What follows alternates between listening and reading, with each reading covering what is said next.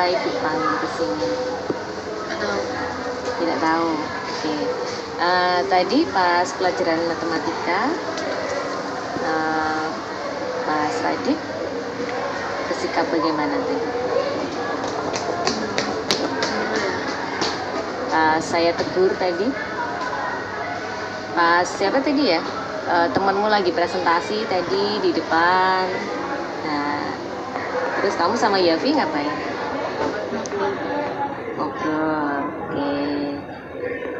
Kalau kenapa kok Mas Radit sama Mas Yavi ngobrol? Karena ya nggak apa-apa, cuma tanya-tanya aja. Oh, tanya-tanya. Oke. Kemudian kalau misalkan dalam posisi Mbak siapa tadi yang maju tadi ya namanya? Bukan, yang Elvira. Nah, misalkan Mas Radit dalam posisinya Mbak Elvira lagi menjelaskan seperti itu, kemudian terus Mbak Elviranya ngobrol sama temennya, perasaannya Mas Radit gimana? Ya lumayan kesel karena apa? Karena tidak diperhatikan. Merasa tidak diperhatikan. Ya, jadi wajar ya kalau kita merasa kesel karena tidak diperhatikan ketika sedang bicara dengan orang lain. Nah, berarti sikap Mas Radit tadi bagaimana? Kurang sopan, kemudian kurang apa lagi? Selain kurang sopan juga tidak menghargai. Nah, berarti Mas Radit sadar ya kalau sikapnya tadi kurang pas. Nah, kemudian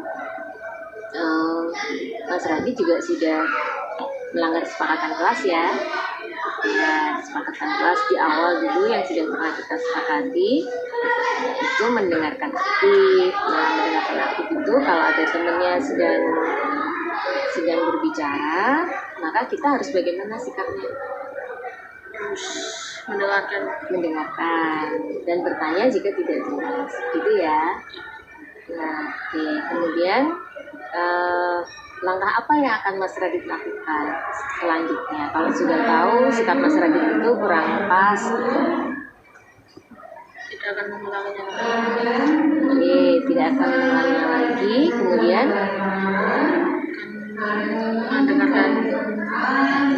mendengarkan, terus udah. Kalau Mbak Elviranya gimana?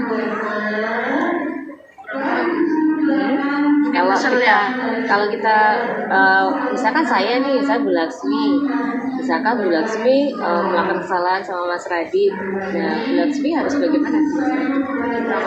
Nah, berarti sikap Mas Radit ke Mbak Elvira harus bagaimana? Minta maaf. Jadi minta maaf ya. Gitu. Mas Radit nanti bersedia ya untuk tidak mengulangi lagi. Makasih ya, jadi gitu. Ya. Jadi tadi pas pelajaran matematika kan kamu tadi menerangkan toh? Menerangkan. Kok Radit malah senyum-senyum. Nah, kemudian pas kamu menerangkan si Radit sama Yati kan ngobrol. Oh iya. Nah, lihat nggak? Notice kan? Ya. Nah, jadi bulan udah ngobrol nih sama Radit. Terus si Radit menyadari kalau sikapnya itu kurang baik. Karena dia seharusnya kan mendengarkan ketika kamu menjelaskan. Nah, sekarang Mas Radit kan aku minta maaf yang tapi jangan diulangin lagi. Oke, sip. Clear ya?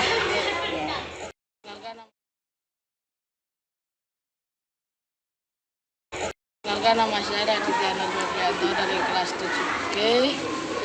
Saya setelah mengobrol dengan Bu Laksmi menyadari kesalahan saya terhadap Elvira, dan saya meminta maaf, tidak selanjutnya akan menghormati orang yang sedang berbicara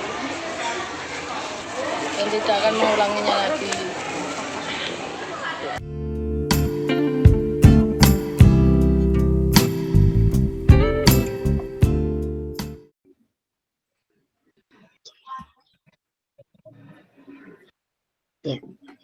Ya, terima kasih ya saya ucapkan atas kehadiran Bapak Ibu semua untuk menghadiri diseminasi budaya positif yang akan saya sampaikan. Sebelumnya saya mohon maaf ini mengganggu waktu Bapak dan Ibu. Iya. Iya. Ya seharusnya sedang istirahat ya dengan keluarga, tapi Bapak dan Ibu meluangkan waktu untuk bersama-sama dengan kita di sini belajar. Sudah makan siang semua belum ini Bapak dan Ibu?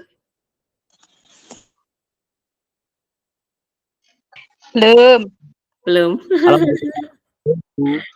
Mbak Rini tadi wisuda ya, putranya ya?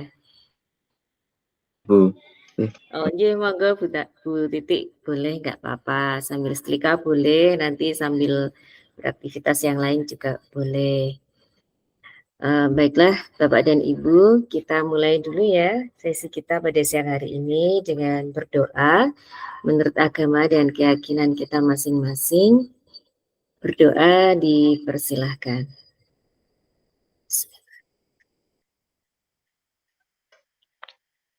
Baik, terima kasih.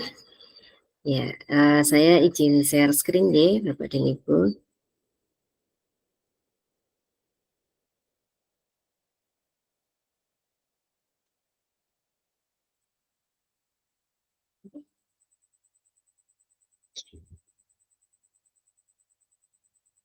Ya, jadi di sini saya akan menyampaikan sebagai salah satu tugas saya sebagai guru penggerak, calon guru penggerak angkatan 10, yaitu menyampaikan tentang diseminasi budaya positif.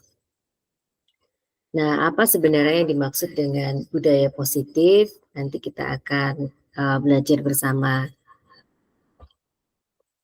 Nah, sekarang saya ingin tahu nih, mengapa murid kita itu melakukan pelanggaran? Kira-kira kenapa Bapak dan Ibu? Salah satunya mungkin kurangnya perhatian dan kasih sayang di rumah, terus lagi menemukan kelas 8 kemarin itu adanya, mohon maaf, orang tuanya, bapak dan ibunya sudah bercerai dan dia ikut neneknya, jadi, mencari perhatian di sekolah, seperti itu, Bu Laksmi. Iya, bagus sekali ya Pak Aris. Jadi bisa juga karena kurang kasih sayang sehingga dia berusaha mencari perhatian dari gurunya, mungkin dari temannya. Mungkin ada lagi? Ya, salah satunya tadi karena kebutuhan dia tentang kasih sayang dan perhatian. Nah, mungkin ada lagi satu yang ingin menyampaikan.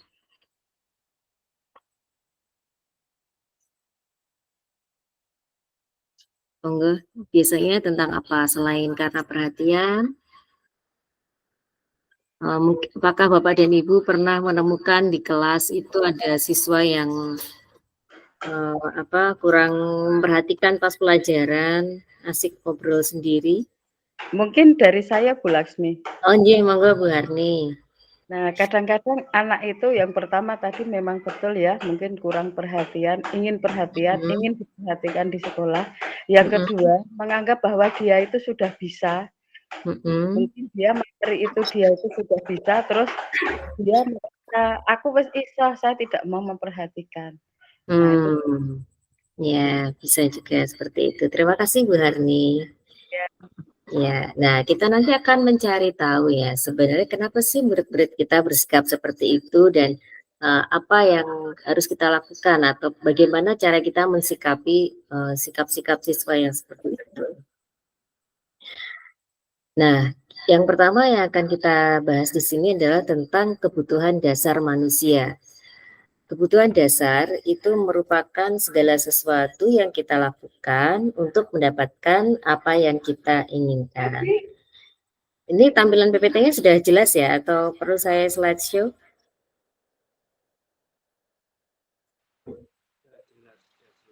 Ampun jelas, Bu. Oh, sudah jelas. Oh, baik, terima kasih. Nah, untuk kebutuhan dasar manusia itu ada 5 ya, Bapak dan Ibu. Yang pertama itu adalah kebutuhan bertahan hidup atau fisiologis. Nah, kebutuhan bertahan hidup yang pertama, fisiologis ini contohnya misalkan kita sering melihat ada anak yang kurang perhatian ketika belajar gitu ya. Di kelas itu hanya tidur-tiduran, malas. Nah, ini bisa juga karena kebutuhan bertahan hidup dia itu belum terpenuhi. Misalkan dia ketika ke sekolah itu belum sarapan, tidak sempat sarapan karena dia itu sibuk membantu orang tuanya, atau mungkin orang tuanya tidak sempat menyiapkan sarapan karena ketidakmampuan ekonominya, sehingga dia juga tidak diberikan uang saku oleh orang tuanya. Nah, bisa seperti itu. Kebutuhan bertahan hidup ini sering saya jumpai juga untuk sekolah-sekolah di pinggiran gitu ya. Itu biasanya mereka sekolah itu hanya sekedar status. Nah, mereka lebih mementingkan untuk mencari nafkah. Jadi misalkan mencari pasir, kemudian ngarit, seperti itu ya. Nah, ketika ditanya ngapain sih saya belajar gradien, misalkan dalam hal matematika gitu ya, ngapain saya belajar gradien? Oh, saya itu kalau sekali ngarit bisa dapat rumput, nanti kambingnya bisa dijual, bisa untuk hidup gitu. Atau misalkan sekali nyari pasir dapat sekian ratus ribu. Nah, kalau saya di sekolah kan saya nggak dapat uang, Bu. Nah, jadi ada kebutuhan bertahan hidup dia yang belum terpenuhi. Kemudian tadi kasusnya Pak Haris tadi ya, kebutuhan kasih sayang dan rasa diterima. Jadi karena dia itu hidupnya dengan mungkin neneknya atau dengan dititipkan Pak D Budinya seperti itu, sehingga dia tidak mendapatkan kasih sayang yang utuh dari orang tuanya. Dan dia merasa pengen diterima di kelas itu, sehingga dia caper, kemudian apa ya, kadang membuat masalah di kelas. Kemudian kebutuhan pengakuan atas kemampuan penguasaan. Nah, ini biasanya dia pengen mendominasi gitu ya, mendominasi di kelas, pengen diakui keberadaannya gitu oleh teman-temannya, sehingga dia mungkin membuli. Kalau tidak membuli ya, kalau tidak membuli dia mungkin menjahili temannya. Kemudian kebutuhan akan pilihan, kebebasan. Nah, ini refleksi kita sebagai guru, kadang kita itu hanya menggunakan satu model pembelajaran gitu ya, sehingga anak-anak mungkin merasa bosan ketika kita selalu ceramah, terus tidak ada diskusi dan sebagainya, kemudian tidak menggunakan model pembelajaran atau apa, media pembelajaran yang bervariasi gitu ya, sehingga anak-anak itu bosan, kok main koyo ngono terus. Nah, padahal saya itu suka bernyanyi mungkin. Kemudian yang terakhir adalah kebutuhan merasa senang. Jadi biasanya kan ada anak yang senang ketika mengerjakan soal itu atau latihan dengan bernyanyi, dengan bersenandung. Nah, tapi kadang ada yang guru tidak senang, kok malah rame dewe. Nah, seperti itu.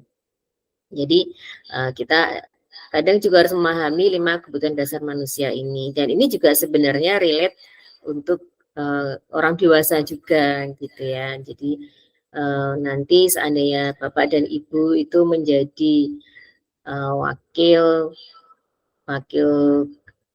di sekolah, kemudian menduduki jabatan tertentu. Nah, ini bisa kita gunakan untuk mengetahui gitu ya. untuk mengetahui kenapa kok Bapak Ibu guru ini bersikap seperti itu. Kita akan bisa memahami mungkin ada kebutuhan dasar dia yang belum terpenuhi seperti itu. Nah, sekarang ini ada kasus seperti ini. Yang pertama, Ibu guru bilang, aku tidak boleh bersenandung sewaktu mengerjakan tugas. Katanya kelas harus tenang, tidak ada suara. Padahal kan aku suka dan senang menyanyi. Nah, ini kebutuhan apa yang tidak dia penuhi?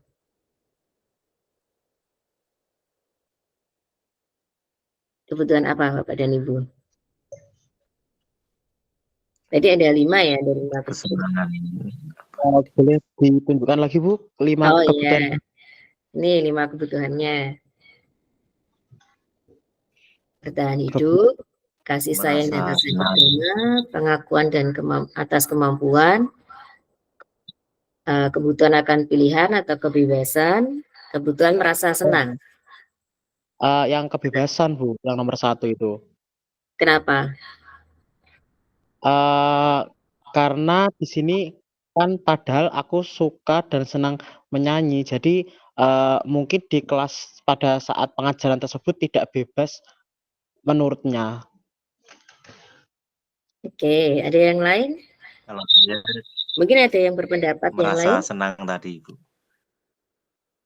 Merasa senang. Kenapa Pak Yusuf? Karena murid tersebut memiliki kesukaan atau minat di menyanyi, tapi adanya pelajaran tersebut, rasa suka tersebut tidak bisa ditimbulkan seperti itu. Iya, ya tepat sekali ya Pak Yusuf. Jadi ini kebutuhan dia yang tidak terpenuhi adalah kesenangan, karena dia kan hobinya bernyanyi, tapi kemudian dia tidak boleh bersenandung ketika mengerjakan tugas, sehingga kebutuhan dia akan kesenangan tidak bisa terpenuhi. Tapi bisa juga tadi yang disampaikan Pak Haris gitu ya, tentang kebebasan. Dia pengen bebas bisa mengekspresikan dirinya gitu. Oke, sekarang yang kedua. Ibu guru tidak menyapaku hari ini, padahal aku pakai jepit rambut baru. Kebutuhan apa yang tidak dia penuhi? Menurut saya itu pengakuan, Bu. Pengakuan. Dari orang lain. Berarti yang mana ini Pak Alfian?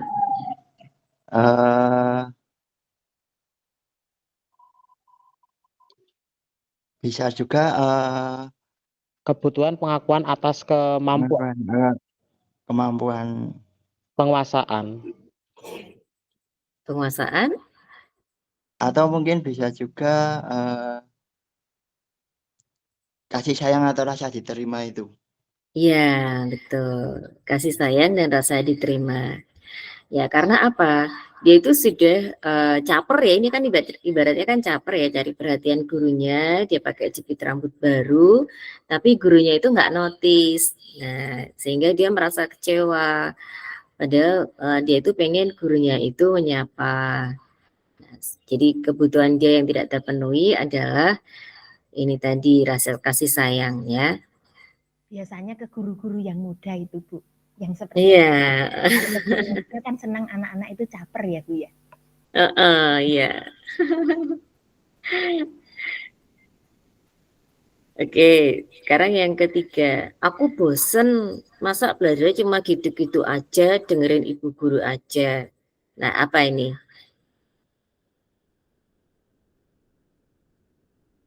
Kebutuhan apa? Aku bosen, masa belajar cuma gitu-gitu aja, dengerin ibu guru aja.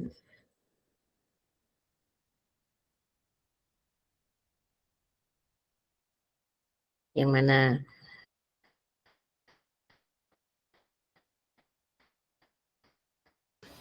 Pilihan, Bu. Pilihan, kebebasan. Kebebasan, ya. Iya, betul. Ya, jadi dia tidak bisa bebas memenuhi keinginannya gitu ya. Jadi dia tidak terfasilitasi, misalkan dia tipe auditori atau yang sukanya belajar menggunakan video, tapi belajarnya cuma ceramah terus. Nah, dia jadi bosan. Oke, yang terakhir. Aku sebel, gambarku tidak rapi, malah ibu guru nunjukin ke teman-temanku di depan kelas. Apa? Kebutuhan akan apa? Kebutuhan pengakuan atau Pengakuan. Betul. Ya, betul. Pengakuan atas kemampuan ini ya. Jadi dia malu kan? Akhirnya dia jadi malu gitu karena gambarnya tidak rapi, yang biasanya mungkin dia gambarnya rapi, tapi ketika dia gambarnya tidak bagus malah ditunjukkan. Akhirnya dia jadi malu. Ya. Terima kasih Bapak dan Ibu. Nah, itu tadi cara kita untuk bisa memahami, oh ternyata dia itu kebutuhannya ini yang belum terpenuhi. Oke, berikutnya. Nah, 3 motivasi perilaku manusia. Jadi yang pertama itu kita cenderung untuk menghindari ketidaknyamanan atau hukuman gitu ya. Kemudian yang kedua itu untuk mendapatkan imbalan atau penghargaan dari orang lain. Kemudian yang ketiga untuk menjadi orang yang mereka inginkan dan menghargai diri sendiri dengan nilai yang mereka percaya. Jadi 5 kebutuhan tadi, sikap-sikap mereka itu mereka lakukan untuk yang pertama untuk menghindari ketidaknyamanan atau hukuman, kemudian untuk mendapatkan imbalan atau penghargaan dari orang lain.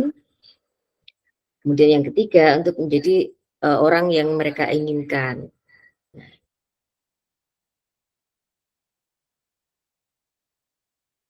Nah, ini kita masuk ke teori kontrol Dr. William Kaiser ya. Nah, sebelum masuk ke sini, kita stop sharing dulu. Nah, saya minta coba Pak Yusuf, Mas Haris malah keluar. Pak Yusuf dan Pak Alfian coba on cam dulu sebentar.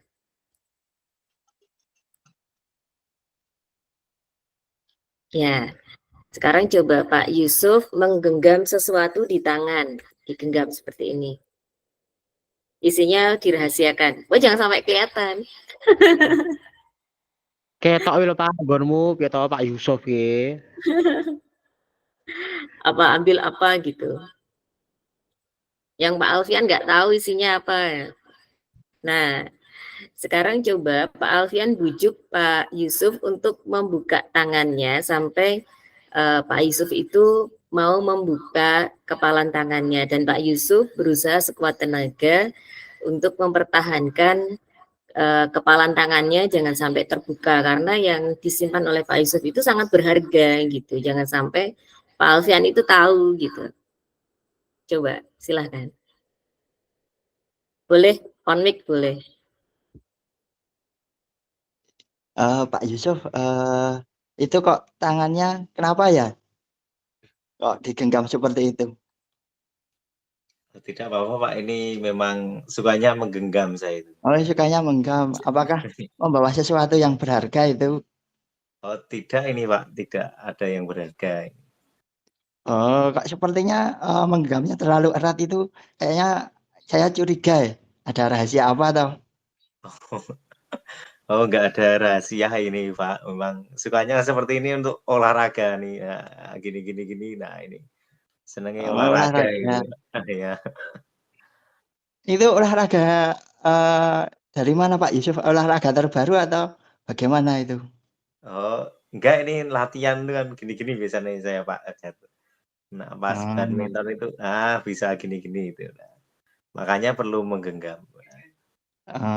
Boleh saya menirukan menggenggamnya?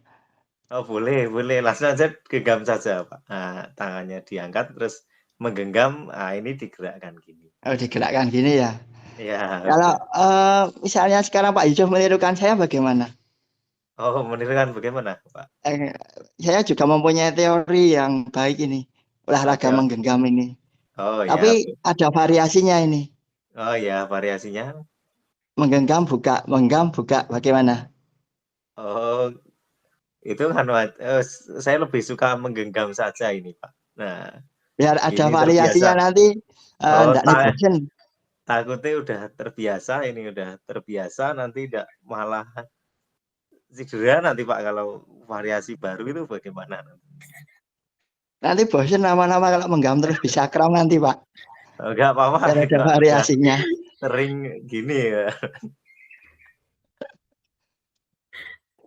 Oke, Mungkin gimana Pak Alfian? Sudah menyerah belum? Itu sepertinya jawabannya sudah, Bu. Terlalu sulit bagi saya buat merayu. Oke, ya. Sekarang, nah kita apa yang dirasakan Pak Alfian ketika membujuk Pak Yusuf? Ya, dirasakan susah, Bu. Ada kesusahan di situ untuk membujuk Pak Yusuf. Iya, kalau Pak Yusuf sendiri, kenapa mempertahankan sekuat tenaga gitu?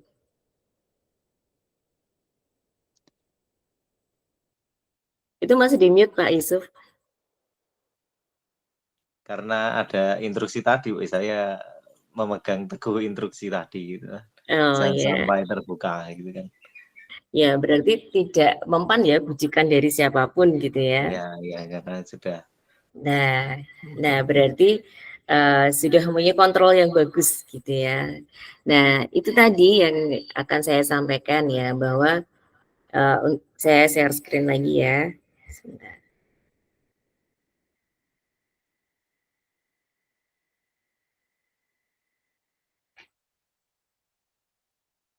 Oke.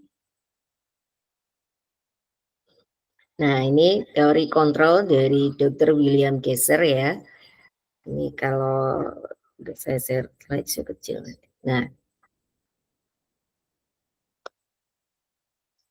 tadi Pak Yusuf dan Pak Alfian sudah mencoba ya, mempraktekkan. Nah, Pak Alfian tadi sudah mencoba membujuk dan merayu Pak Yusuf, tapi Pak Yusuf tetap kekeh tidak mau membuka genggaman tangannya. Jadi itu tadi yang namanya ilusi kontrol gitu ya. Nah, kadang kita menganggap bisa memaksa murid untuk berbuat sesuatu ya. Nah, misalkan kita memaksa murid untuk mematuhi apa yang kita inginkan, tapi sebenarnya kalau murid itu tidak mempersilahkan dirinya untuk mematuhi kita, ya kita nggak akan bisa memaksa dia gitu. Nah, jadi intinya di sini adalah bahwa masing-masing dari kita itu memiliki kontrol ya. Jadi orang lain itu tidak bisa mengontrol kita, hanya kita itu yang bisa mengontrol diri kita sendiri. Akan mempersilahkan diri kita itu seperti apa gitu. Apakah kita mau diatur orang lain atau kita akan mematuhi dengan sukarela sesuai dengan kesadaran kita.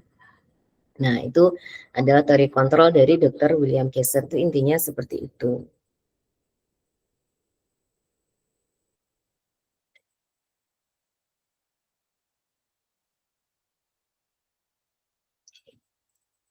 Nah, saya stop share. Jadi kalau enggak saya stop enggak bisa jalan.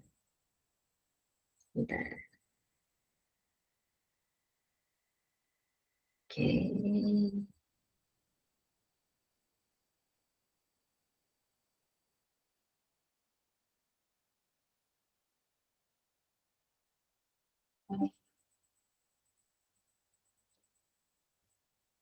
Nah, kemudian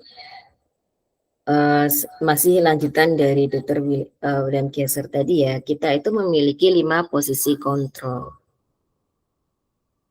Nah, posisi kontrolnya itu apa saja? Ini yang pertama adalah sebagai penghukum, kemudian pembuat merasa bersalah, sebagai teman, sebagai pemantau, dan sebagai manajer. Nah, ini nanti kita merefleksi bersama ya Bapak dan Ibu, kita posisinya ada di mana? Apakah kita sebagai penghukum, pembuat merasa bersalah, sebagai teman, sebagai pemantau, atau sebagai manajer? Nah, ciri-cirinya dari masing-masing posisi kontrol itu adalah seperti ini.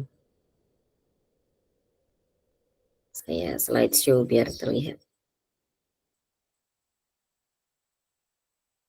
Nah, contohnya ini ya, misalkan sebagai penghukum itu ciri-cirinya kita menghardik, menunjuk-nunjuk, menyakiti dengan menyindir. Nah, kalimat yang biasa kita keluarkan kepada murid kita sebagai posisi penghukum itu adalah, kalau kamu tidak melakukannya, awas ya, rasakan. Kamu ini sudah berkali-kali dikasih tahu sama ibu, misalkan, masih seperti itu terus. Kamu tuh, nah seperti kata-kata yang kasar, kata-kata yang menghardik ya, itu posisi kita sebagai penghukum. Kemudian membuat merasa bersalah. Nah, ini membuat anak itu menjadi semakin merasa depresi gitu ya, merasa sangat tidak berguna. Nah, contohnya kalimat yang kita keluarkan seperti ini. Kamu tuh seharusnya sudah tahu ibu tuh lelah sekali. Nah, apa kamu tuh nggak kasihan sama ibu? Ibu tuh udah bekerja keras, ibaratnya kepala buat kaki, kaki buat kepala, kok kamu tuh masih seperti itu? Ibu ikon piye meneh. Nah, itu namanya posisi kita sebagai pembuat orang bersalah ya, merasa anak kita sendiri atau murid kita sendiri itu menjadi semakin merasa bersalah. Kemudian kalau posisi kita sebagai teman, itu biasanya kata-kata yang sering kita ucapkan adalah seperti ini. Ayolah, masa kamu nggak mau melakukannya demi ibu, gitu, seperti itu. Kemudian kalau sebagai pemantau, itu misalkan ada siswa yang melakukan kesalahan, kita menanyakan apa peraturannya, apa kesepakatan kelas yang sudah kita kita sepakati misalkan, atau apa peraturan sekolah. Nah, berarti kamu melanggar, dapat poin sekian. Itu kita sebagai pemantau. Kemudian kalau sebagai manajer itu kita melakukan dialog gitu ya. Misalkan ada siswa kita yang melakukan kesalahan, kita tanyakan. Nah, apa yang kita yakini? Kemudian apa yang bisa kamu lakukan untuk memperbaiki kesalahan ini? Jadi tidak hanya sekedar memarahi, tapi kita juga mencari solusinya gitu ya. Setelah itu kamu mau bagaimana untuk memperbaiki kesalahan yang sudah kamu lakukan, seperti itu. Nah, kalau kita mengambil posisi sebagai penghukum ya tadi ya, dengan menghardik, dengan kata-kata yang kasar dan sebagainya, maka siswa itu akan lebih memberontak gitu ya, memberontak, kemudian menyalahkan orang lain, dan kemudian dia bisa juga berbohong untuk menutupi kesalahannya. Nah, ini dulu saya juga pernah mengalami gitu ya, tapi bukan di SMP 1 Sleman, di sekolah yang lain itu gurunya ini menghardik, menunjuk-nunjuk, marah. Nah, siswanya ini malah semakin memberontak. Jadi dia itu malah sekecap dosa kecap gitu ya, kalau bahasa Jawanya seperti itu. Gurunya ngomong sak kecap, muridnya sak kecap, akhirnya malah jadi padu gitu ya. Nah, itu yang terjadi kalau kita mengambil posisi sebagai penghukum. Kemudian kalau membuat merasa bersalah, itu nanti siswa kita itu akan menyangkal gitu ya, akan menyembunyikan hal kesalahan yang dia lakukan. Kemudian kalau sebagai teman itu dia akan menjadi tergantung dengan kita. Kalau dengan kita dia akan patuh karena kita mengambil posisi sebagai teman. Misalkan seperti Pak Haris, Bu Handa itu kan dekat ya dengan anak-anak. Nah, sehingga pelajarannya Pak Haris, pelajarannya Bu Handa itu mereka patuh gitu ya. Tapi giliran dengan yang lain, mereka anak-anak itu tidak mematuhi peraturan atau kesepakatan yang sudah dibuat karena nggak mau itu gurunya galak misalkan. Misal Bu Laksmi ya, Bu Laksmi galak, terus akhirnya cenderung memberontak gitu misalkan.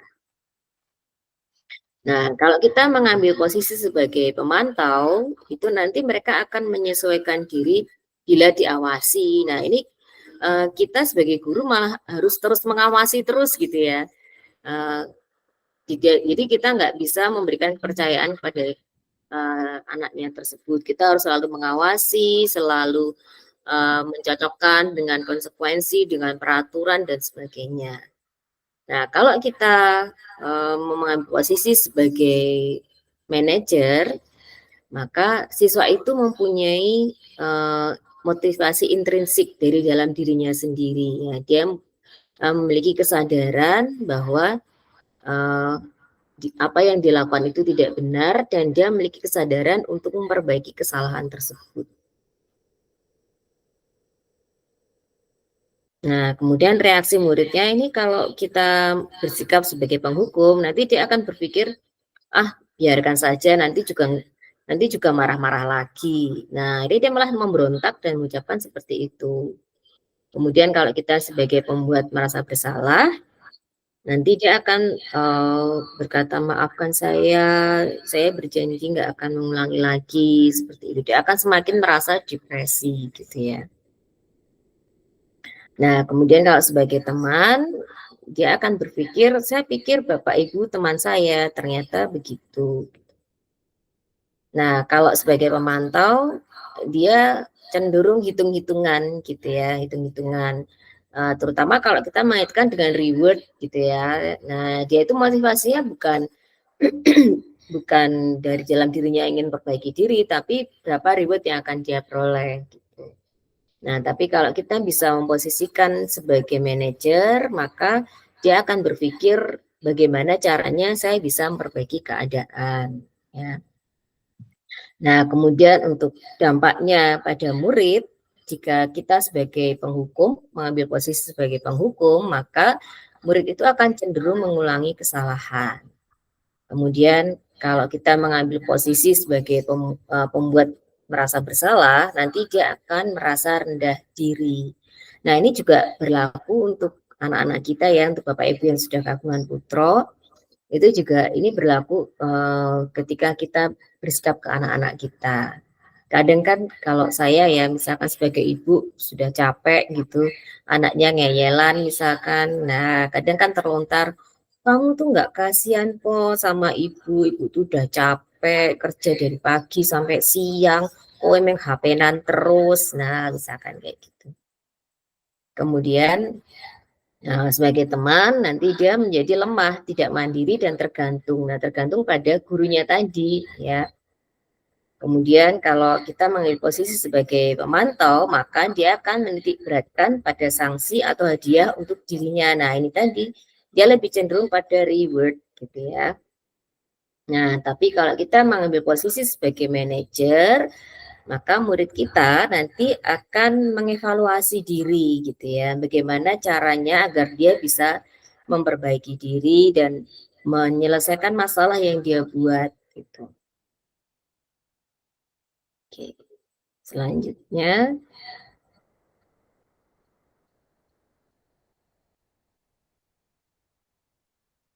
sebentar.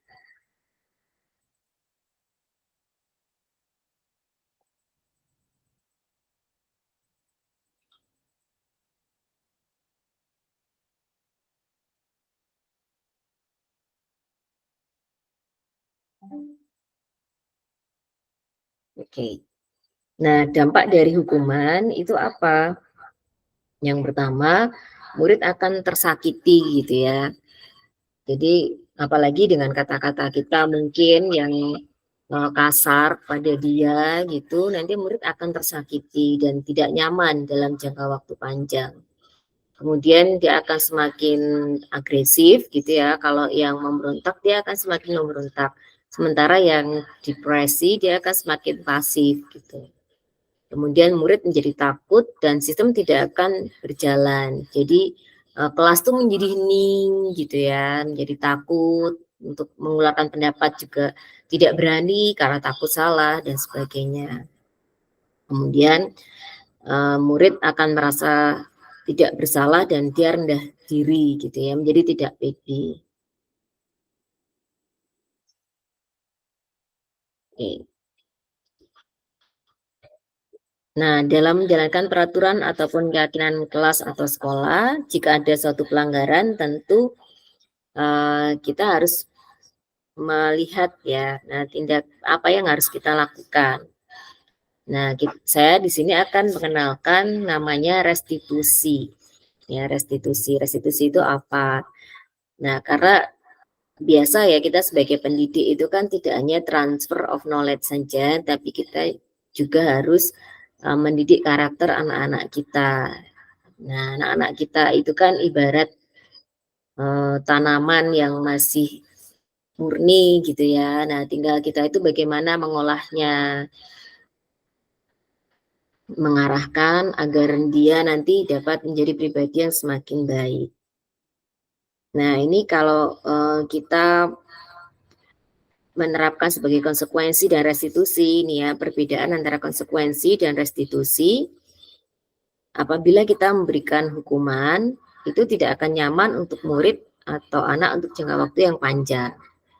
Nah, kalau konsekuensi itu tidak nyaman untuk murid atau anak untuk jangka waktu yang pendek. Jadi dia konsekuensi itu tadi, misalkan kita sudah membuat kesepakatan kelas gitu ya. Nah, kemudian dia melanggar konsekuensinya itu, dia hanya tidak akan nyaman untuk jangka waktu yang pendek karena emang udah kesepakatan kelas gitu ya. Tapi kalau dengan restitusi itu dia menguatkan murid dalam jangka waktu yang akan panjang ya. Jadi dia menyadari kesalahannya, mempunyai motivasi di dalam dirinya untuk memperbaiki diri. Kemudian, nah ini kalau hukuman murid akan tersakiti tadi sudah ya, murid atau anak tidak nyaman untuk konsekuensi, tapi hanya dalam jangka waktu yang pendek. Kemudian kalau restitusi, murid atau anak itu mendapatkan penguatan. Kemudian kalau hukuman, itu nanti anak-anak akan semakin agresif ya, pasif agresif meningkat. Kemudian kalau konsekuensi, penguatan hanya bertahan dalam jangka waktu pendek. Nah, kalau tidak kita awasi ya dia akan mengulangi lagi gitu. Tapi kalau kita menggunakan restitusi, maka masalah itu akan terpecahkan. Kemudian jika kita mengambil posisi hukuman, itu sistem tidak akan berjalan bila murid tidak takut. Jadi kalau siswanya itu semakin agresif, memberontak gitu ya, maka ya sistem nggak akan berjalan. Justru kita akan semakin marah-marah, semakin stres gitu ya. Nah, kalau konsekuensi memerlukan monitoring dan supervisi terus-menerus dari guru. Nah, ini tadi. Jadi kita harus terus memonitor, kemudian mengawasi dari guru. Tapi kalau restitusi itu murid belajar bertanggung jawab untuk perilakunya. Jadi kita lebih memberikan kepercayaan pada murid gitu ya. Kemudian kalau hukuman itu berlaku hanya pada sebuah institusi, tidak berlanjut di kehidupan nyata. Jadi dia hanya mematuhi ketika di sekolah itu saja, ketika di luar ya dia merasa oh kan cuma di sekolah, bukan kewajiban saya gitu. Kemudian kalau konsekuensi itu membantu penerapan mengikuti peraturan dalam masyarakat. Nah, dia mulai berpikir, oh di sekolah saya diajarkan seperti ini, berarti kalau di masyarakat saya juga harus menyesuaikan gitu. Nah, kalau kita mengadakan restitusi untuk anak, dia akan fokus pada pemecahan masalah dalam waktu yang panjang. Kemudian kalimat yang kita sampaikan, kalau hukuman ini kita menyampaikan peraturannya adalah ini, kamu harus begini. Kemudian kalau konsekuensi kita menanyakan apa peraturannya atau apa kesepakatan kelas yang sudah kita sepakati kemarin. Kemudian maukah kamu melakukannya? Nah, kalau restitusi, apa yang kamu yakini? Kemudian apa yang bisa kamu lakukan untuk memperbaiki masalah ini? Nah, kemudian kalau kita bersikap hukuman ini ya, maka murid itu akan semakin membenci peraturan. Bahkan ada jargon ya, ketika saya sekolah dulu itu, peraturan itu dibuat untuk dilanggar gitu. Tapi semoga sekarang sudah tidak ya. Ini karena saking bencinya dengan peraturan gitu ya. Kalau zaman saya sekolah dulu mungkin Bu Titi, Bu Harni gitu ya. Itu biasa guru dimukul siswa, melempar pakai penghapus gitu ya. Terus tangannya dipukul pakai penggaris kayu, itu biasa kalau dulu gitu ya. Sekarang kan bisa dikasuskan nanti. Dan itu memang tidak sejalan dengan tadi ya, disiplin positif yang harus dibangun. Karena ya tadi terus akhirnya muncul kalimat ini tadi, peraturan dibuat untuk dilanggar. Karena murid menjadi membenci peraturan. Nah, kalau konsekuensi itu murid atau anak menghormati peraturan karena sudah kesepakatan ya. Kalau saya lihat di SMP 1 Sleman itu sudah banyak yang menerapkan kesepakatan kelas sehingga kita lebih enak ketika ada anak yang melanggar peraturan, kita tinggal menanyakan saja konsekuensinya kemarin apa. Nah, kita kan sudah sepakat melakukan ini. Gitu. Kemudian kalau restitusi, murid atau anak menghormati dirinya dan orang lain. Oke. Nah, ini tadi masih identitas gagal itu maksudnya hukuman gitu ya. Jadi yang negatif. Kemudian kalau identitas sukses itu minimal kita sebagai pemantau gitu ya, menduduki posisi sebagai pemantau ya. Jadi kalau kita menerapkan hukuman itu murid atau anak belajar untuk menyembunyikan kesalahan. Tapi kalau sebagai konsekuensi dia akan belajar taat peraturan, dan kalau restitusi ini yang paling tinggi, murid atau anak akan belajar memecahkan masalah. Kemudian kalau hukuman mencoba mengontrol anak dengan penguatan negatif, membayar impas kesalahan. Kemudian kalau konsekuensi mencoba mengontrol anak dengan penguatan yang positif. Nah, kalau restitusi, anak paham bahwa dirinya sendiri yang pegang kendali kontrol. Seperti tadi ya, Pak Yusuf nggak akan membuka kepalan tangannya gitu ya, karena dia merasa apa yang dia pegang itu sangat penting gitu. Jadi dirayu seperti apa juga nggak akan dibuka. Jadi anak-anak setiap manusia bahkan yaitu yang pegang kendali kontrol atas dirinya sendiri. Nah, ini yang harus kita bangun ke anak-anak kita. Kemudian kalau kita menerapkan hukuman dampak pada murid, dia akan marah, kemudian merasa bersalah, rendah diri, dan mengasingkan diri. Kemudian kalau konsekuensi nanti anak akan kehilangan hak, waktu jeda seorang diri, dan penahanan. Kemudian kalau kita menerapkan restitusi, maka murid atau anak itu tidak akan kehilangan waktu, namun bersemangat untuk memperbaiki diri karena dia punya kesempatan untuk merefleksikan kesalahannya dan fokus untuk mencari solusi dari permasalahan yang dia alami gitu ya. Kemudian kalau hukuman tiba-tiba tidak diharapkan atau sangat melukai. Jadi ini contohnya misalkan ada anak tidak mengenakan sepatu hitam gitu ya. Kemudian karena mungkin belum kering, dicuci belum kering. Nah, kita saklek menerapkan hukuman. Kan peraturannya harus pakai sepatu hitam. Nah, kenapa kamu nggak pakai sepatu hitam? Belum kering, Bu, masih basah. Ayo sekarang dilepas. Nah, sepatunya dilepas, kamu seharian tidak boleh pakai sepatu di sekolah. Nah, seharian kan dia merasa hukumannya itu tiba-tiba gitu ya, dan dia merasa sangat depresi karena malu dengan teman-temannya tidak pakai sepatu. Nah, kalau konsekuensi sudah diketahui konsekuensinya. Konsekuensinya apa? Misalkan tidak mengenakan sepatu hitam, nanti misalkan dia membersihkan halaman atau apa gitu ya. Nah, kalau restitusi berupa undangan untuk mengadakan restitusi. Jadi kita panggil anaknya, kita ajak ngobrol seperti itu. Nah, kalau hukuman itu top down, dibuat oleh guru gitu ya. Mau nggak mau siswa harus melaksanakan. Tidak boleh ada keberatan. Tapi kalau konsekuensi itu sudah melalui dialog antara guru dan murid atau kesepakatan. Ya, saya menawarkan seperti ini, kamu bagaimana, setuju atau tidak, atau keberatan, atau pengen diganti seperti apa. Nah, sehingga siswa melaksanakannya dengan sukarela, bukan karena paksaan. Kemudian kalau restitusi itu semuanya dibuat oleh murid. Kemudian hukuman itu menyakitkan, guru menjalani konsekuensi dengan menyalahkan, mengkritik, menyindir, merendahkan, ya kata-kata yang negatif tadi.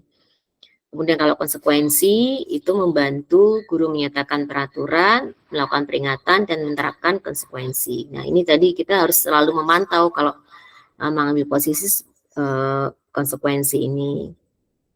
Kemudian kalau restitusi Guru itu menguatkan, menyebutkan keyakinan kelas, membimbing kerangka acuan berpikir restitusi murid atau anak. Nah, jadi apa yang akan kita lakukan ketika murid melanggar peraturan atau tidak disiplin, gitu ya? Nah, restitusi, pengertian restitusi itu adalah proses menciptakan kondisi bagi murid untuk memperbaiki kesalahan mereka, sehingga mereka bisa kembali pada kelompok mereka dengan karakter yang lebih kuat. Kemudian restitusi itu juga adalah proses kolaboratif yang mengajarkan murid untuk mencari solusi untuk masalah dan membantu murid berpikir tentang orang seperti apa yang mereka inginkan dan bagaimana mereka harus memperlakukan orang lain. Nah, restitusi ini membantu murid menjadi lebih memiliki tujuan, disiplin positif, dan memulihkan dirinya setelah berbuat salah. Jadi penekanannya itu bukanlah pada bagaimana berperilaku untuk menyenangkan orang lain atau menghindari ketidaknyamanan. Namun tujuannya adalah menjadi orang yang menghargai nilai-nilai kebajikan yang mereka percayai. Jadi kita lebih menggali motivasi intrinsik dari anak-anak kita.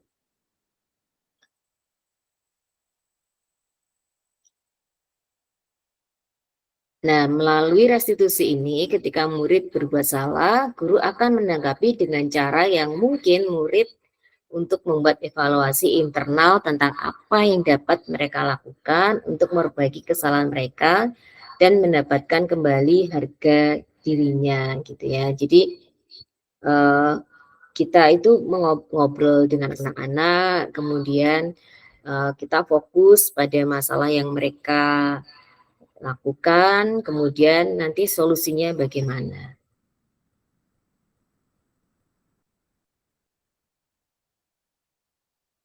Oke. Nah, jadi ciri-ciri restitusi itu bukan untuk menebus kesalahan, namun belajar dari kesalahan. Ya, kita itu kan sebagai manusia biasa pasti tidak lepas dari kesalahan, ya. Tapi bagaimana cara kita itu belajar dari kesalahan yang sudah kita lakukan untuk tidak mengulangi kembali kesalahan tersebut.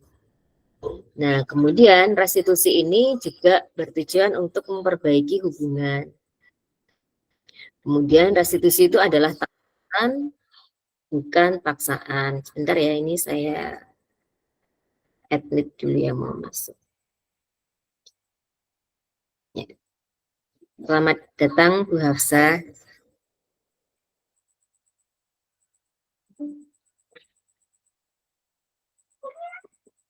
Oke, saya lanjutkan ya. Jadi restitusi itu menuntun untuk melihat ke dalam diri sendiri, kemudian restitusi itu mencari kebutuhan dasar yang mendasari tindakan. Jadi kita lihat tadi ada 5 kebutuhan dasar manusia tadi ya. Nah, ketika merestitusi kita harus melihat kebutuhan dasar apa yang belum terpenuhi dari anak-anak kita.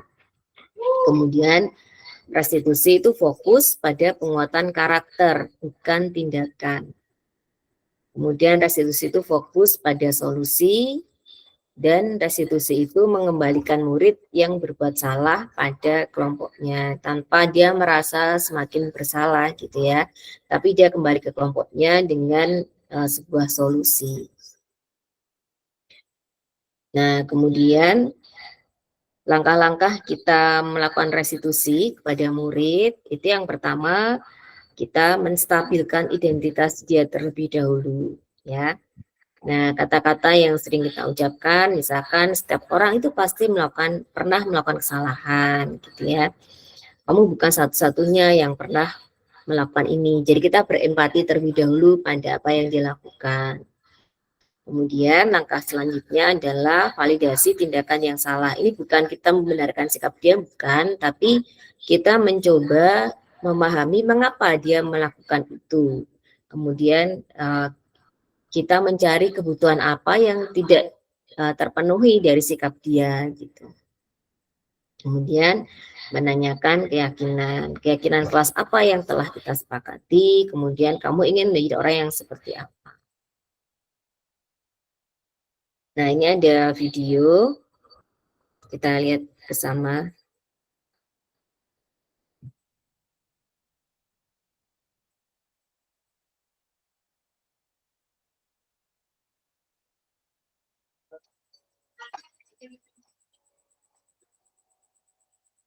Salam dan bahagia, Ibu dan Bapak guru hebat. Pada video kali ini, kita akan membahas tentang salah satu program disiplin positif yang diterapkan di lingkungan sekolah yang dikenal dengan nama restitusi.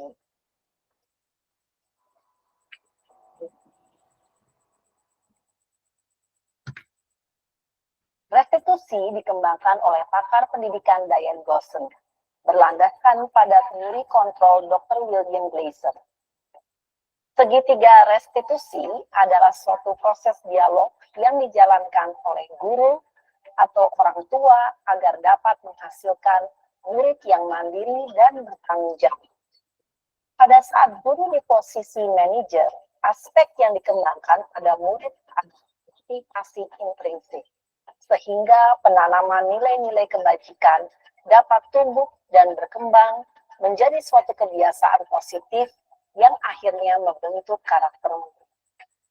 Proses dialog ini terdiri dari 3 langkah yang digambarkan pada ketiga sisi pada segitiga restitusi. Sisi pertama adalah menstabilkan identitas. Sisi yang kedua adalah validasi tindakan yang sah.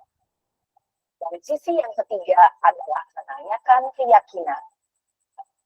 Ibu dan Bapak guru, berikut ini akan ditunjukkan bagaimana seorang guru berada dalam posisi manajer menggunakan penerapan segitiga restitusi.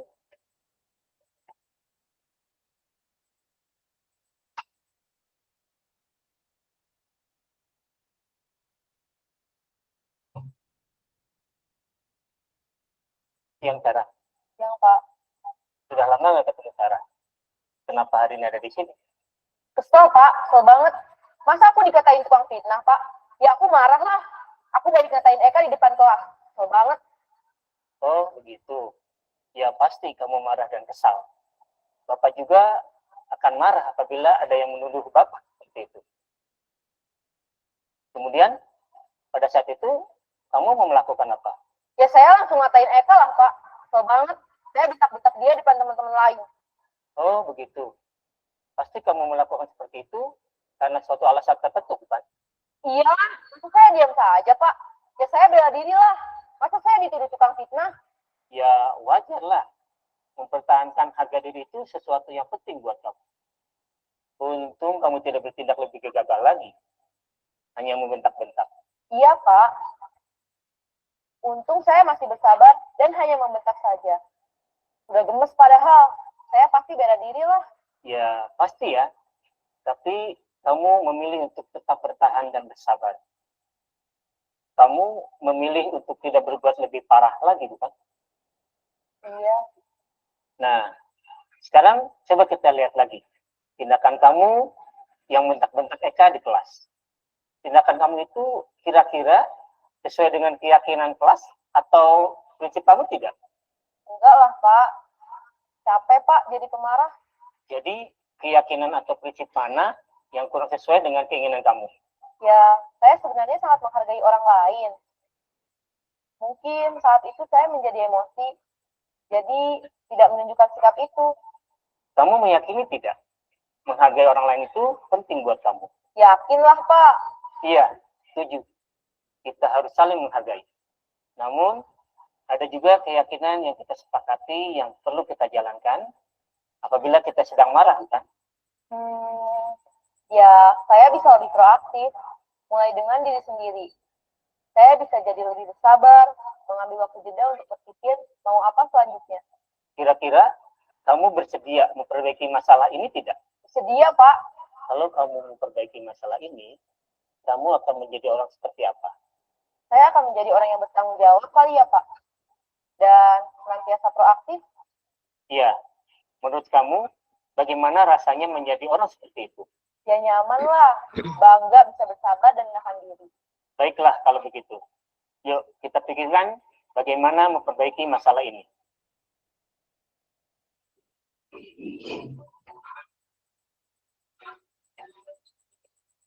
Ibu dan Bapak guru hebat, baru saja kita menyaksikan contoh bagaimana seorang guru berada dalam posisi manajer menggunakan penerapan segitiga restitusi. Mari kita bahas satu persatu. Pada sisi pertama, menstabilkan identitas berdasarkan pada prinsip bahwa membuat kesalahan adalah bagian dari proses pembelajaran. Sisi pertama dari segitiga ini berperan menggeser identitas murid dari identitas gagal ke identitas sukses. Murid yang sedang bertingkah laku yang tidak pantas atau menarik diri saat itu sedang mengalami identitas gagal. Bila kita mengkritiknya, maka posisinya tidak akan berubah.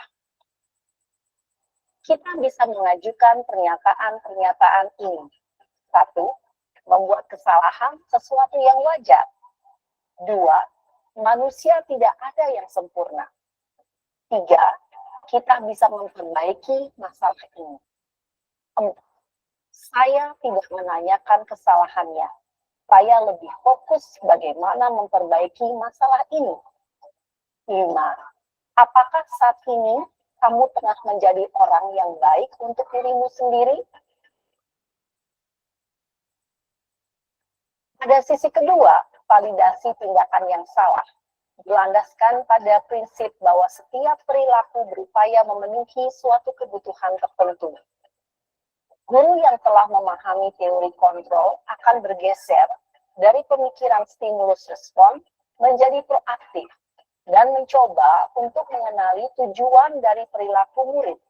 Mengenali dan mengakui kebutuhan murid ini dapat memperbaiki hubungan dengan murid tersebut.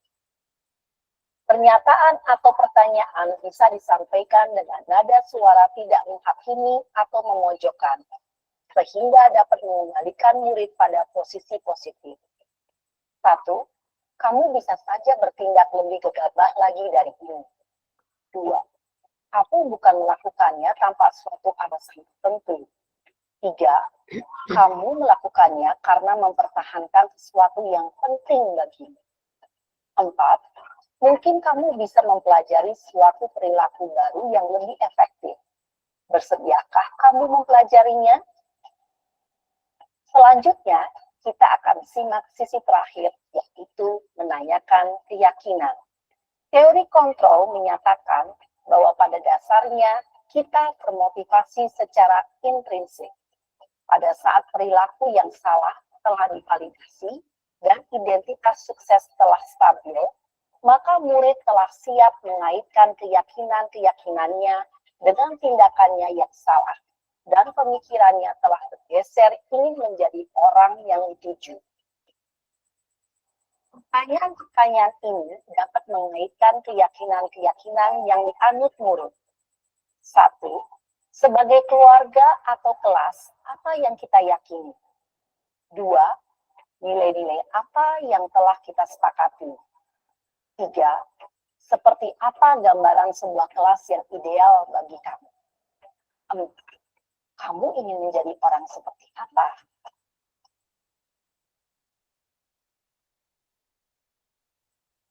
Dalam menerapkan segitiga restitusi, perlu diperhatikan beberapa hal, yaitu 1. Perilaku yang salah perlu dikaitkan dengan nilai-nilai atau keyakinan-keyakinan yang telah disepakati atau dituju. 2. Kesediaan orang yang melakukan usaha untuk memperbaiki masalah. 3. Pemecahan masalah sebisa mungkin relevan atau memiliki hubungan dengan masalah yang ada. 4. Usaha. Perlu adanya suatu usaha perbaikan dari pihak yang berbuat kesalahan. 5. Waktu. Perlu didedikasikan waktu dari pihak yang berbuat kesalahan. Tanyakan kapan akan mulai diberlakukan usaha untuk memperbaiki usaha. Dengan memahami struktur penerapan segitiga restitusi, diharapkan guru dapat menetapkan posisinya sebagai manajer dengan mengajukan pertanyaan-pertanyaan bermakna yang dapat membuat murid menjadi lebih percaya diri, bertanggung jawab, dan mandiri. Nah, Ibu Bapak Guru perlu tidaknya mengikuti ketiga tahapan dalam segitiga restitusi bergantung pada ringan beratnya suatu permasalahan. Misalnya, bila permasalahan tersebut ringan, maka tidak perlu dijalankan secara berurutan. Bahkan bisa semudah menanyakan apa keyakinan yang kita sepakati. Dengan menjalankan segitiga restitusi, dengan mengajukan pertanyaan-pertanyaan bermakna, diharapkan murid menjadi lebih kuat secara pribadi, dapat membuka usaha agar dapat menyelesaikan permasalahannya sendiri, semakin percaya diri, mandiri, dan merdeka. Salam dan bahagia, Ibu Bapak Guru hebat.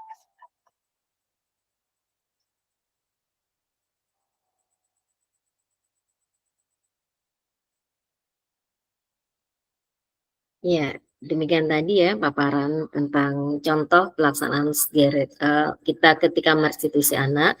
Memang dibutuhkan kesabaran ya, dan tadi seperti disampaikan tidak semua tahapan itu harus dilalui ya, tergantung tingkat kesalahan yang dilakukan oleh anak kita.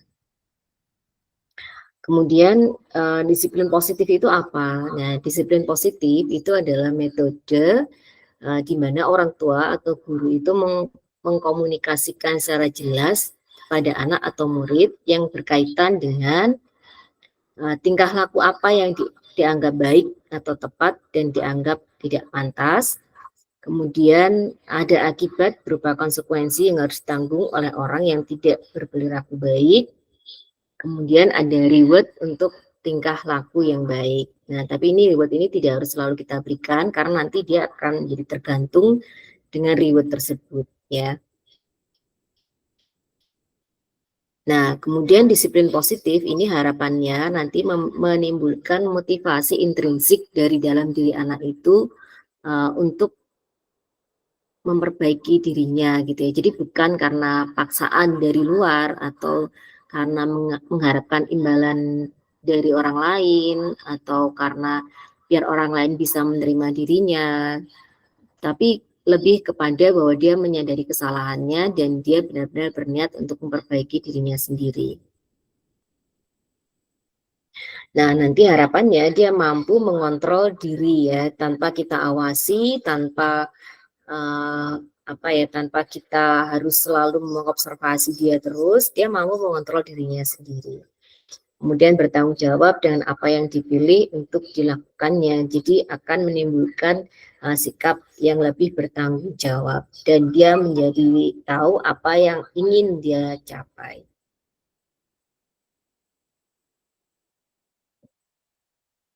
Nah, harapannya nanti seandainya di setiap kelas itu sudah ada kesepakatan kelas atau bahkan mungkin sudah sampai ke keyakinan kelas, maka diharapkan bisa menjadi budaya positif di sekolah kita.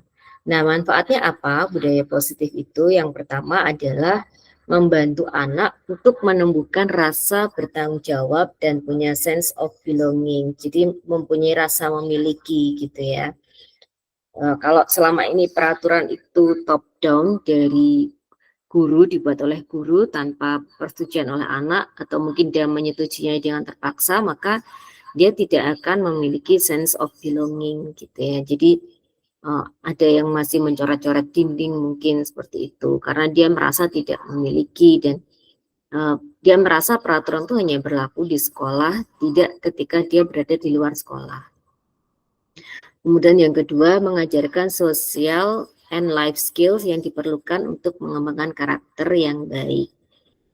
Nah, alhamdulillah ini untuk karakter di sekolah kita itu sudah bagus ya, karena memang saya melihat sebagian besar di kelas-kelas itu sudah melakukan budaya positif ini. Kemudian yang ketiga, membuat anak atau murid mengenali kemampuan dirinya dan menggunakannya secara konstruktif. Kemudian yang terakhir, anak merasa dihargai atau tidak dipermalukan. Nah, efektif untuk jangka panjang. Ini saya sendiri ya mempunyai pengalaman pribadi berkaitan dengan yang nomor 4 ini. Dulu ketika saya masih menjadi guru baru gitu ya, masih muda, masih mungkin 1-2 tahun mengajar gitu ya, saya masih mencontoh senior saya waktu itu. Nah, senior saya itu sangat galak. Beliau kesiswaan saat itu menerapkan bahwa sepatu itu harus hitam gitu ya. Sepatu itu harus hitam. Yang tidak hitam harus dilepas, harus dikumpulkan di depan tiang bendera gitu. Nah, saya sebagai guru yang baik kan ya hanya mengikuti saja ya. Ketika saya masuk di kelas, saya terapkan itu. Nah, ternyata banyak yang tidak mengenakan sepatu hitam. Kemudian ada satu anak itu tidak mau melepas sepatunya, dan dia itu marah gitu. Dia marah, mengucapkan kata-kata yang menurut saya tidak pantas ya saat itu, dan saya juga ikut marah gitu ya. Saya ikut marah, ikut menghardik, ikut menunjuk-nunjuk gitu ya, mengambil posisi sebagai penghukum tadi. Dan benar ya, tadi anaknya semakin memberontak gitu ya, semakin memberontak, dan dia itu menulis di papan tulis gitu ya. Waktu itu masih pakai kapur gitu ya, nulis kata-kata gitu. Nah, saya itu sebagai guru merasa sangat tidak dihargai gitu ya. Saya merasa sangat marah, dia juga marah. Nah, dan anak itu merasa tidak dihargai dan dipermalukan di depan umum. Nah, ini pengalaman pribadi saya sebagai guru. Nah, setelah itu saya merefleksi, semakin ke sini saya semakin, mungkin karena faktor usia juga gitu ya, saya semakin menep gitu ya, bahwa saya berusaha untuk mencari tahu kenapa dia melakukan itu, faktor X-nya apa. Seperti Pak Haris tadi menyampaikan, oh ternyata dia itu korban broken home, dia di rumah hanya dengan neneknya, tidak mendapatkan kasih sayang dari kedua orang tuanya, sehingga dia berperilaku agresif dalam rangka untuk memenuhi kebutuhannya tadi ya, rasa kasih sayang dan diterima tadi. Nah, kalau kita sudah mengetahui latar belakang anak-anak kita seperti itu, kita akan semakin paham gitu ya. Oh, ternyata dia berperilaku seperti itu karena ada faktor ini. Nah, dengan seperti itu kita bisa melakukan strategi restitusi, bisa membantu dia untuk mengenali tadi ya kemampuan dirinya dan menggunakannya secara konstruktif. Memang saya yakin ini tidak mudah gitu ya, bukan hal yang mudah. Berdasarkan pengalaman saya selama ini, bukan hal yang mudah, sangat butuh kesabaran dari guru juga. Tetapi insya Allah kalau kita bisa melakukan ini, paling tidak 1 atau 2 anak itu nanti bisa membantu kita untuk menarik kita ke surga. Nah, harapan kita seperti itu sebagai seorang guru gitu ya. Nah, mungkin sampai di sini ada yang ingin disampaikan atau ada yang ingin ditanyakan dari Bapak dan Ibu? Bu, bagaimana kalau Gimana Pak Haris, silahkan. Bu, untuk posisi sebagai hukum ya, untuk posisi sebagai penghukum tadi, apakah itu kan jadi kalau yang saya pernah mengajar di salah satu pondok pesantren, saya kan juga pernah di salah satu pondok pesantren. Jadi itu masih masih dilakukan bagi setiap pendidik di sana, karena pripun nggih, kan nggih background-nya sendiri kan background pesantren, jadi masih nggih sithik-sithik molot tangan lah, sithik-sithik menjadi yang seperti itu. Dan itu masih banyak sekali di beberapa pondok pesantren di sekitar di kabupaten saya dulu. Nah, itu bagaimana Bu? Jadi kan bagaimana nggih kan menyikapinya sulit sekali. Oh, menerapkan ini gitu ya. Nah, kira-kira kalau menurut Pak Haris, yang dirasakan anak-anak yang mendapatkan hukuman seperti itu bagaimana? Mereka sebenarnya mereka itu mengakui atas kesalahan yang dibuat, tetapi nggih jatuhnya itu mereka akan melakukannya lagi ketika mereka sudah menjadi senior. Jadi kalau yang dulu yang saya ajar itu kelas 3 jenjang SMP, SMA-nya itu, dan sekarang sudah kelas 11, terus naik ke kelas 12. Nah, mereka akan begitu lagi nanti ke adik tingkatnya yang jadi kan kalau di pondok itu ada yang namanya keamanan. Jadi si keamanan kelas 12 itu ya mereka akan seperti itu nanti Bu. Jadi jatuh balas dendam gitu ya. Dendamnya ke anak ke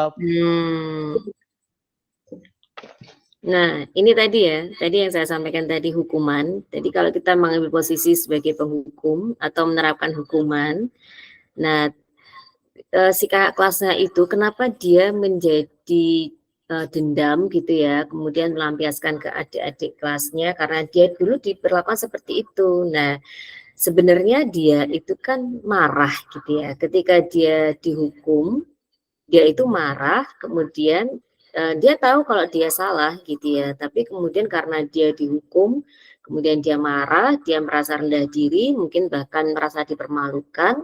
Nah, sehingga dia kan dia tidak mungkin yang membalas ke yang menghukum karena lebih senior, dan kalau di pondok pesantren itu kan senioritas itu kan sangat strict gitu ya. Nah, sehingga dia bisa membalasnya ke siapa? Ya ke adik kelasnya.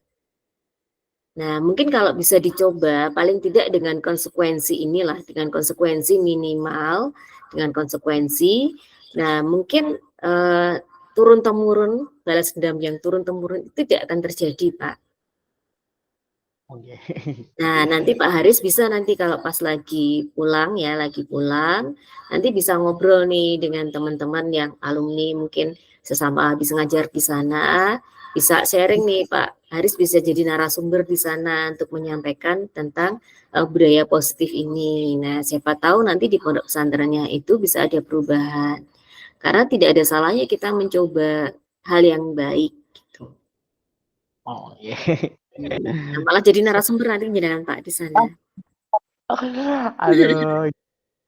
Karena ya bagaimana Bu ya, sekedar sharing dengan sesama teman, terus sharing dengan santri di sana, hal itu masih sering terjadi dilakukan, dan konsekuensinya kadang kan dipotong gundul itu yang bagi yang laki-laki itu sangat dipermalukan sekali. Iya, nah itu makanya karena dia merasa sangat dipermalukan sehingga dia menjadi balas dendam ke adik kelasnya. Nah, padahal kan seharusnya ya, saya sendiri juga sangat miris kadang kalau melihat video-video yang sampai dia dipukuli, sampai dia luka-luka seperti itu, sebenarnya itu hal yang sangat tidak perlu gitu ya. Karena apa? Orang tuanya sendiri itu tidak memperlakukan dia sampai seperti itu gitu ya. Hukuman oke lah, mungkin lebih ke konsekuensi ini ya. Kalau saya lebih cenderung ke konsekuensi, mungkin bisa hukuman yang lebih mendidik gitu, jangan yang fisik gitu ya. Karena ya kalau zaman saya dulu itu, kalau sekarang saya sudah mulai bergeser karena kesadaran orang tua tuh sudah mulai bagus. Jadi yang di sekolahan ke pondok pesantren itu anak-anak yang memang benar-benar dia pengen belajar gitu. Kalau zaman saya dulu itu kan, misalkan dia nggak selalu berbuat masalah di sekolah, orang tuanya sudah menyerah. Nah, ibaratnya pondok pesantren itu kayak bengkel gitu ya, terus dibalik terus di pondok wae gitu. Itu kan mindset yang salah sebenarnya gitu ya, mindset yang salah. Nah, sehingga mungkin untuk menertibkan itu terus dikasari kayak gitu. Nah, padahal kan sebenarnya kalau dengan dialog saya yakin bisa kok, karena saya juga pernah mengajar juga dulu sebelum di SMP 1 Sleman itu, ya anak-anak yang daun-daun yang tadi yang disampaikan sekecap do sekecap itu kalau dengan saya itu malah manut gitu ya. Karena saya sering dialog dengan mereka, kemudian saya mencari tahu keinginan mereka itu seperti apa. Jadi ketika waktu itu kan masih UN ya, masih dikelas-kelaskan gitu, saya minta udah sekarang karena saya waktu itu kan sebagai kurikulum di sana, saya persilahkan mereka untuk memilih gitu ya. Silakan kamu mau pilih gurunya siapa, wes tak bebas gitu. Matematika pilih siapa, IPA siapa. Nah, sing cah daun-daun itu malah milih saya. Milih saya terus ya wes konsekuen loh ya, udah milih Bu Laksmi gitu. Ya Bu. Nah, ya mereka di kelas yuk memperhatikan gitu ya, ikut Ya, kalau apa ya tapi emang kita pendekatannya emang harus beda dengan anak-anak seperti itu. Karena semakin ini tadi ya, semakin kita menghardik mereka dengan kata-kata kasar dan sebagainya, mereka akan semakin memberontak gitu. Tapi kalau kita dengan kata-kata yang baik, kita mencari tahu kebutuhan mereka apa, itu insya Allah mereka akan bisa lebih baik lagi tanpa harus dengan paksaan gitu ya. Nah, Bu Harni itu yang punya banyak pengalaman juga menghadapi anak-anak. Itu saya sering dapat cerita dari Bu Harni, gimana gulawentah Bu Harni gitu ya. Itu bisa dijadikan contoh itu. Bu Harni bisa sharing mungkin? Bu Harni, oh mungkin baru sibuk ya. Nah, nanti bisa di sekolah itu sharing dengan Bu Harni, Bu Titi gitu ya, di 9E bagaimana gulawentah anak-anaknya, 9G ya sekarang. Nah, nanti bisa sharing pengalaman teman-teman. Oke, ada lagi mungkin yang ingin disampaikan? Terima kasih ya Pak Haris ya. Sama-sama Bu. Ya, sudah cukup ya Bapak dan Ibu. Nah, untuk yang terakhir ini saya minta masukan ya, umpan balik dari Bapak dan Ibu. Ini saya share di chat room linknya. Nanti silakan diisi atau bisa juga di scan melalui barcode.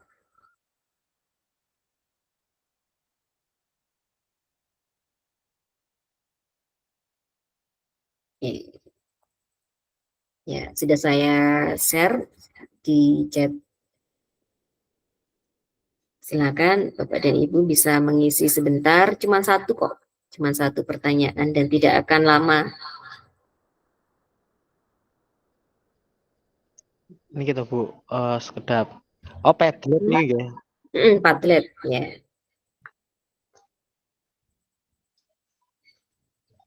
Cuma satu pertanyaan saja.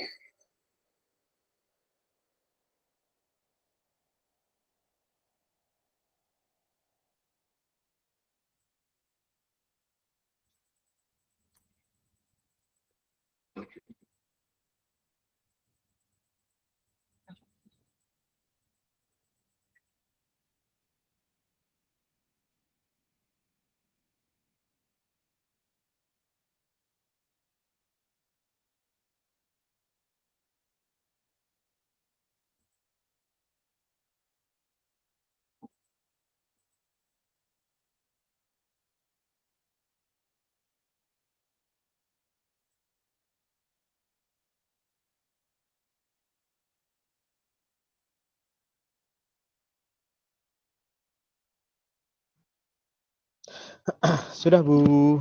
Oke.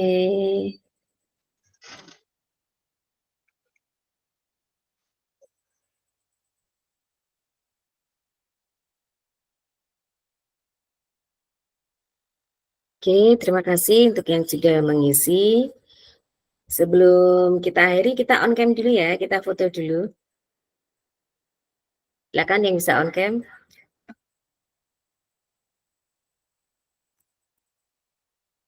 Ayo dulu.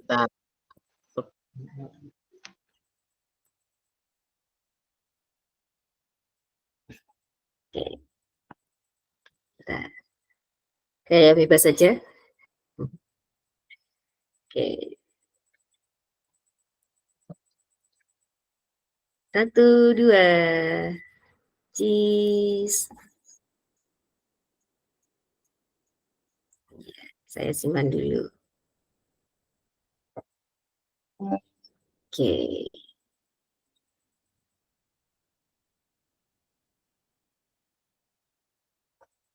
Ya.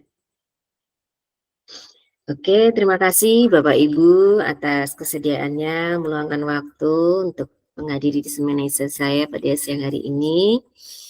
Marilah kita akhiri pertemuan kita pada siang hari ini dengan berdoa menurut agama dan keyakinan kita masing-masing. Berdoa dipersilahkan. Alhamdulillah Rabbil Alamin. Terima kasih teman-teman semua. Terima kasih Bu Hafsah, Mbak Novi, Bu Titi, Bu Ayu, Bu Rate, Bu Lastri, Mbak Handa, Bu Rini, Pak Dalu, Mas Haris, Pak Yusuf, Pak Alfian, terima kasih semuanya. Oke, terima kasih kembali. Sukses Ya. selalu untuk Bu Laksmi. Terima kasih. Bu Dadah, selamat happy weekend.